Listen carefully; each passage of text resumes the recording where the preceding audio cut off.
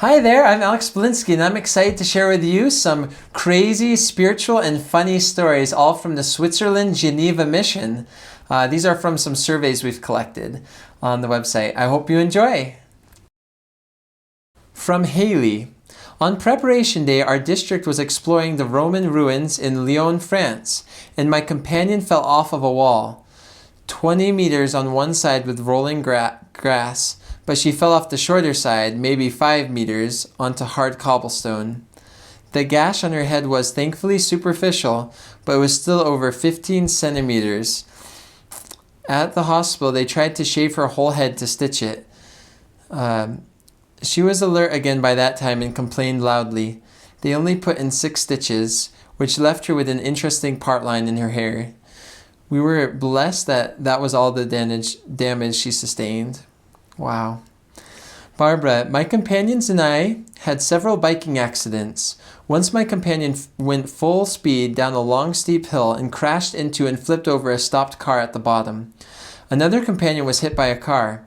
I also was hit by a car who turned right as I rode along the right side of the road. Bikes were destroyed, but each of us walked away with no serious injury. Adrian, I almost fell off a 40-foot high wall when I was taking a photograph on a preparation day. I was standing on the wall in Albi to take a picture of a beautiful sunken garden. Another missionary accidentally knocked into my legs and started to fall. Luckily, another elder grabbed me and probably saved my life.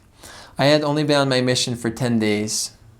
Ken, riding my bike alone to Vevey for a swap when I did not have enough money for the train.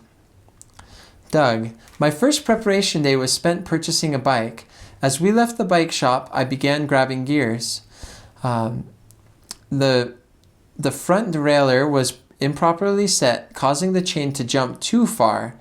I was attempting to replace it when my courteous companion chided me for making us late. I uncalmly communicated that if he was so late, leave me, I'd get there shortly. He left and I repaired the bike, turned it upright, and proceeded to launch it without looking left into traffic. My rear wheel folded, and as I lurched over the handlebars to a stop, a bus passed my face not 10 inches from me. All 765 feet in slow motion. It took 10 minutes to pass from in front of me, at least 300 miles per hour. I swear it to be true. Unbelievable. Unbelievable? Well, the size, speed, and time have changed to protect my dignity. From Barbara, I had an ugly bike which had been in the mission for years. Although ugly, it was the most comfortable bike, and everyone who rode it loved it. This blessed bike was stolen and recovered 3 times. Once it was stolen from in front of the post office. About 3 weeks later, we found it parked with the same lock in front of the same post office. I unlocked it and rode it away. A second time, I was riding in a member's car, the only time I was ever driven in a car during my entire time in France, and we saw a boy riding my bike next to me. We followed him to a park where he was sitting with friends. We approached the group, told them it was my bike, and I picked it up and rode it away. A third time, we were teaching someone in an apartment building. A man who lived 1 floor up saw some boys steal the bike just as we were leaving our lesson. With his help, we followed the boys who took it to a nearby neighborhood. He ran to keep up. Once in the neighborhood, the boys quickly hid it in an apartment. We saw about 30 bikes there, all freshly painted the same baby blue. We knew that if we didn't immediately find my bike, it would be unrecognizable.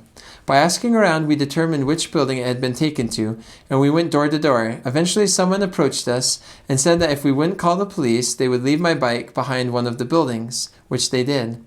One of the many missionaries who had that bike before I bought it named it Helen Hayes because it kept the rider sitting upright and proper, just like the actress. Sometimes I wonder if Helen Hayes is still serving in the Switzerland Geneva mission. Adrian, seeing the sister missionaries in the city center of Toulouse. They were on bikes, so they stopped to talk to us, and one of the bikes just fell apart in the street. Once my companion and I had stopped laughing, we took the bikes to our apartment while the sisters went to their teaching appointment, and we repaired the bike.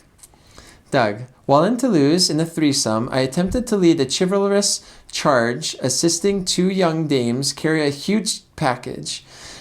As we wheeled up beside them, I applied my brakes and the front forks failed, so I hopped over my handlebars to dismount as I left my bike in a heap on the roadway in the midst of asking if they needed help. They simply declined. ... mildly put. From Haley.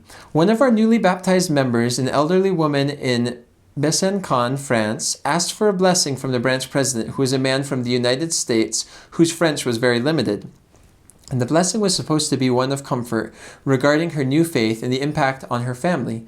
She was blessed with that increase in faith when he blessed her heart and other ailing organs.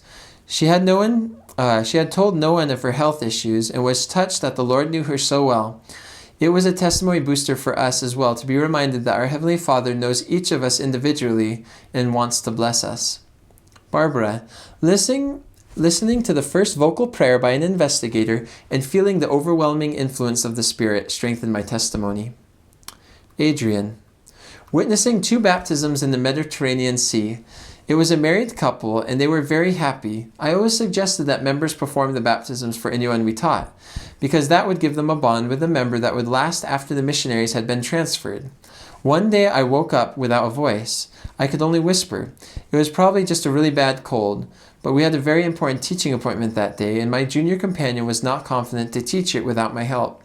So we went to see a member, and I received a priesthood blessing. Afterwards, I still had no voice. But we went to our appointment. As soon as they opened the door, my voice returned, and we had a great lesson. As soon as we left, I could not speak again. There really is such thing as the gift of tongues. That's really cool. Ken, having President Benyon approve my transfer from the Belgium-Brussels mission to Switzerland, seeing the Cannes Chapel in person 18 months after a vision of it while waiting for my call. That's awesome. Doug, my only greenie didn't have an ounce of self-confidence and suffered an unrealized testimony.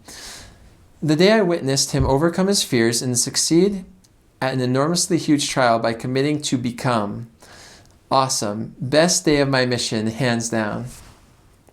Well, I hope you've enjoyed those stories from the Switzerland Geneva mission. If you served in the mission and you're willing to share some experiences and insights and testimony, you can go to preparetoserve.com/survey and just fill out the Google form there, and that will help add to the mission page for the Geneva mission. If you're willing to be video interviewed about your mission, we'd love to interview you in Utah sometime. You can just message us and we could set up a day and time.